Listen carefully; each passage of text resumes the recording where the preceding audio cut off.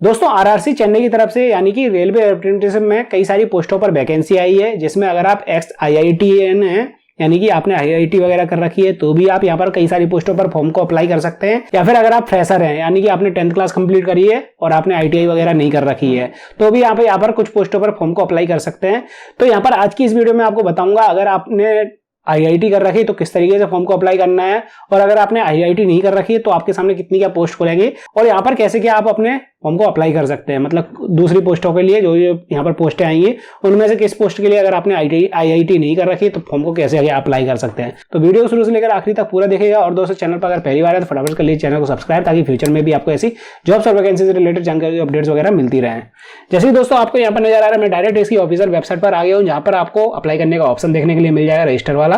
अगर आप पहले से रजिस्टर कर चुके हैं तो लॉगिन करने का आपको ऑप्शन देखने के लिए मिल जाएगा। लास्ट डेट यहाँ पर डली हुई है 28 फरवरी 2024 शाम को 5 बजे ये वेबसाइट बंद हो जाएगी। इसके बाद आप यहाँ पर अप्लाई वगैरह नहीं कर पाएंगे।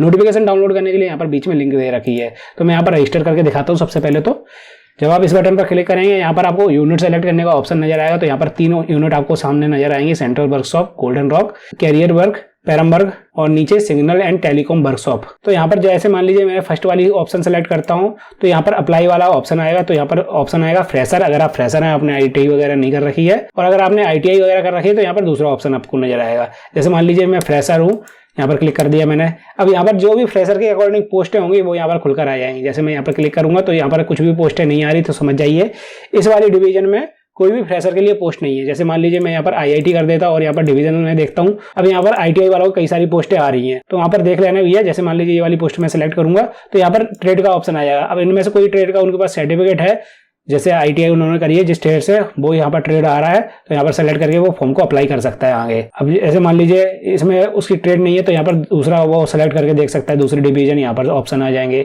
इसमें भी नहीं है तो यहाँ पर अगली डिवीजन सेलेक्ट करके देख सकता है। तो यहाँ पर वो डिफरेंट ट्रेड के लिए सेलेक्ट करके देख सकता है जिसके पास आईटीआई है। और जिसके पास फ्रेशर है तो यहाँ पर इसमें आ ही नहीं रहा कुछ इसके, तो यहाँ पर वो अपनी यूनिट चेंज कर सकता है। जैसे मैं दूसरी यूनिट सेलेक्ट करके देखता हूँ फ्रेशर वालों के लिए, तो यहाँ पर 2 ऑप्शन खुल रहे हैं। जैसे मान लीजिए मैं ये वाला सेलेक्ट कर रहा हूँ तो इसमें आ रहा है फिटर वाला और वेल्डर वाला, 2 ट्रेडों के लिए आ रहा है सेलेक्ट करने का। भले ही मेरे पास आईटीआई नहीं है लेकिन मैं फिटर वाली ट्रेड में डाल सकता हूँ, वेल्डर वाली ट्रेड में डाल सकता हूँ। तो मैं फ्रेशर हूँ, जैसे मान लीजिए मुझे फिटर ट्रेड में डालना है, मैं यहाँ पर क्लिक करूंगा और प्रोसीड टू नेक्स्ट पेज वाले ऑप्शन पर क्लिक कर दूंगा। और यहाँ पर ये बोल रहा है भैया आप बिल्कुल श्योर है, मतलब इस वाली ट्रेड के लिए फॉर्म को अप्लाई करने के लिए, तो मैं यहाँ पर ओके कर दे रहा हूँ। अब यहाँ पर आपको कुछ और डिटेल्स वगैरह लिख कर आएंगी, सिंपली आपको यहाँ पर यस करना है और आगे अगली डिटेल को फिल करने के लिए क्लिक कर देना है। फिर यहाँ पर यस कर देना है। यहाँ पर फीस वगैरह से रिलेटेड जानकारी वगैरह दे रखी है तो यहाँ पर मैं वापस से ओके कर दे रहा हूँ। अब यहाँ पर आपको अपना नाम वगैरह डालना पड़ेगा, पिताजी का नाम, नेशनलिटी, रिलीजन, जेंडर वगैरह सेलेक्ट करना है, मैरिटल स्टेटस सेलेक्ट करना है, कैटेगरी कौन सी, मोबाइल नंबर और ईमेल आईडी डाल के आपको नेक्स्ट कर देना है। इसके बाद आपको एड्रेस वगैरह फिल करने के ऑप्शन देखने के लिए मिलेंगे। फिर आपको एजुकेशन क्वालिफिकेशन डिटेल्स वगैरह अपनी फिल करनी पड़ेंगी। उसके आगे आपको अपनी आइडेंटिटी एडिशनल डिटेल्स वगैरह फिल करने का ऑप्शन देखने के लिए मिलेंगे। तो मतलब इस तरीके से आपको आगे की डिटेल्स वगैरह फिल करनी है। तो बेसिकली मेरा पर्पस जो था, जैसे कि आपको बताना था, अगर आप नॉन आईटीआई से हैं यानी कि आपने आईटीआई वगैरह नहीं कर रखी है तो किस तरीके से आपको फॉर्म को अप्लाई करना है, और अगर आपने आईटीआई वगैरह कर रखी है तो किस तरीके से फॉर्म को अप्लाई करना है। तो आपको मैंने दोनों प्रोसेस बताई दी है। अगर आपको फिर भी कोई प्रॉब्लम या समस्या आ रही तो आप मुझे कमेंट सेक्शन में बता सकते हैं, कोशिश करूंगा आपके कमेंट्स और मैसेज का रिप्लाई करने की।